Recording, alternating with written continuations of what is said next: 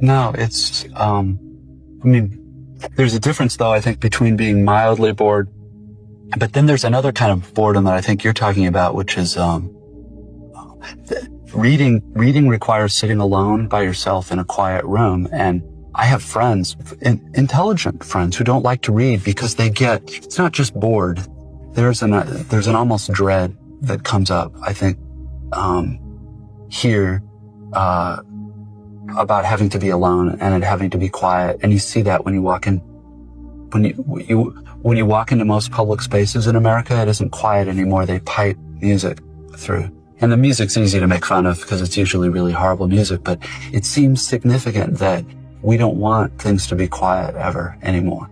And to me, I don't know that I could defend it, but that seems to me to have something to do with when you feel like the purpose of your life is to gratify yourself and get things for yourself and go all the time. There's this other part of you that's the same part that can kind of is almost hungry for silence and quiet and thinking really hard about the same thing for maybe half an hour instead of 30 seconds, that doesn't get fed at all. And it makes itself felt in the body in a kind of dread in here. And I don't know whether that makes a whole lot of sense, but I think it's true that here in the US, every year the culture gets more and more hostile.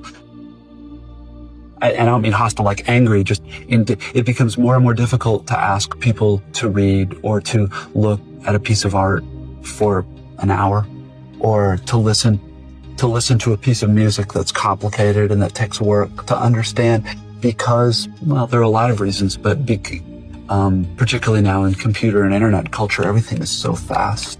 And the faster things go, the more we feed that part of ourselves, but don't feed the part of ourselves that likes quiet, that can live in quiet, that can live without any kind of stimulation. I don't know.